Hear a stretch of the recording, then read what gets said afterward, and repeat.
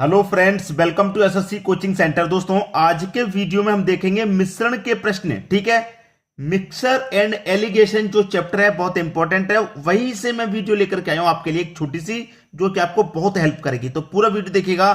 चलिए स्टार्ट करते हैं। पहला प्रश्न है, एक प्रकार के द्रव्य में 25% दूध है, अन्य द्रव्य में 30% दूध है।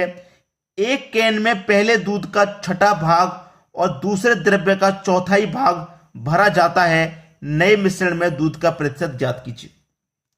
भाई, एक प्रकार के द्रव्य में क्या है? 25% दूध। कितना है भाई? 25% दूध।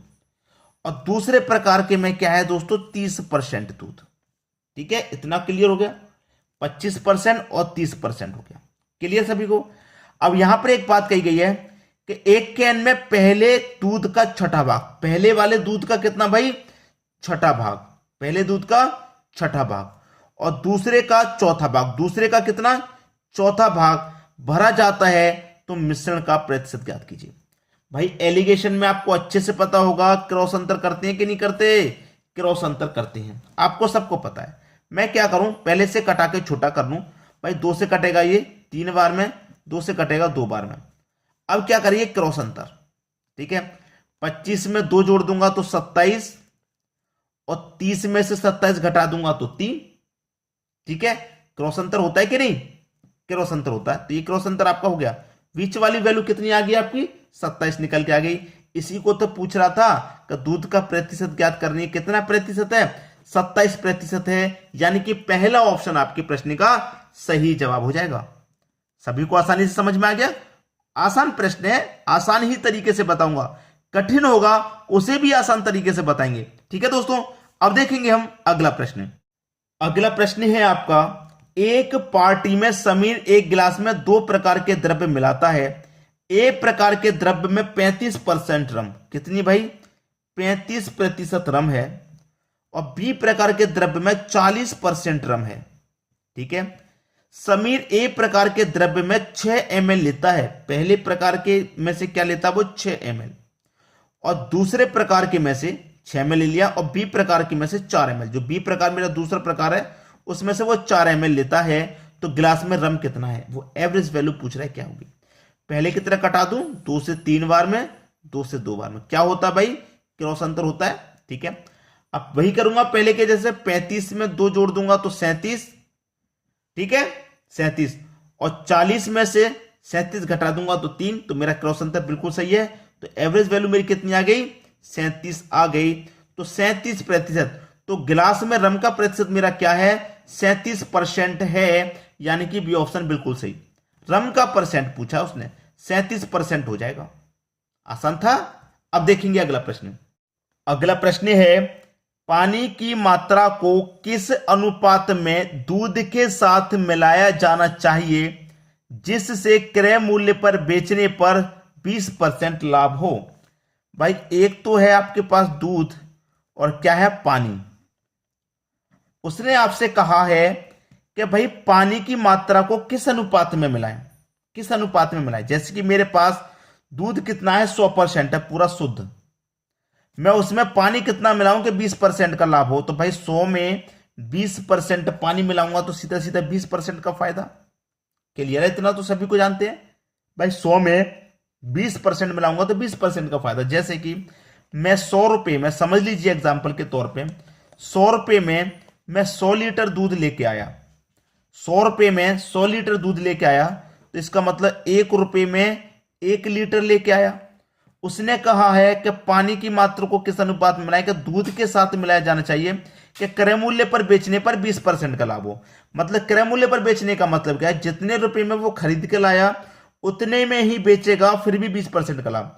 कोई व्यक्ति 100 रुपये में 100 लीटर लेके आया और 100 रुपये में 100 ही लीटर बेचे, तब भी उसे 20% का लाभ हो। कहने का मतलब ये है वो पानी हमें किस अनुपात में मिलाना है।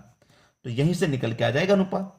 भाई ये कटेगा 20 से कम 20, और 20 पंजे 100, तो 5:1 में मिलाना है। 5:1 का मतलब है कि 5 लीटर हमें दूध मिलाना है, 5 लीटर दूध मिलाना है, और 1 लीटर पानी मिलाना है।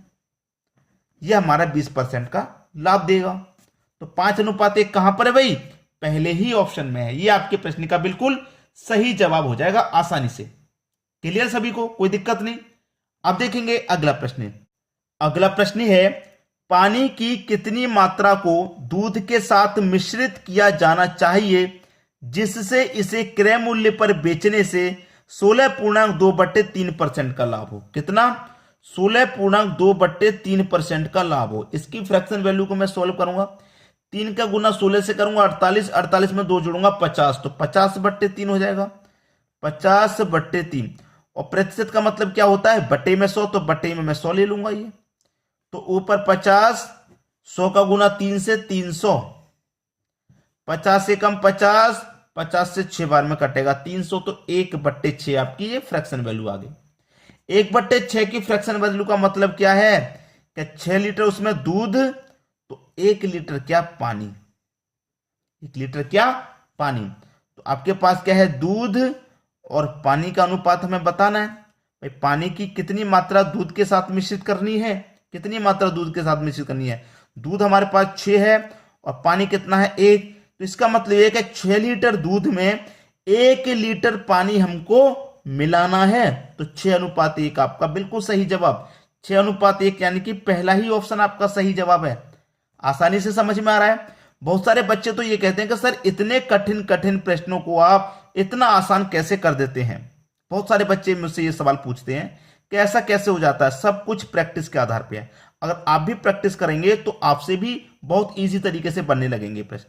तो प्रैक्टिस करते रहें और रेगुलर हमारे साथ जुड़े रहें, ठीक है। अब देखेंगे अगला प्रश्न। अगला प्रश्न है 2 बर्तन में 9:7 और 11:5 के अनुपात में दूध और पानी है। यदि दोनों बर्तन 1:1 के अनुपात में मिश्रित किया जाता है तो नए मिश्रण में दूध और पानी का अनुपात ज्ञात करें।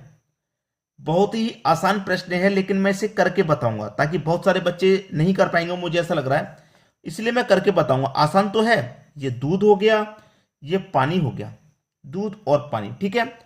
अनुपात कितना इनका? 9:7 है। हमारे पास 9:7 दिया गया है। फिर बाद में कितना अनुपात हो जाता है? 11:5, 11:5 हो जाता है। यही तो कहा है उसने, और कोई दिक्कत? कोई दिक्कत नहीं। दोनों अनुपातों को मैं जोड़ लूंगा। 9 और 11 कितना हो जाएगा भैया? 20। 7 और 5 कितना हो जाएगा? 12। कटा लूंगा।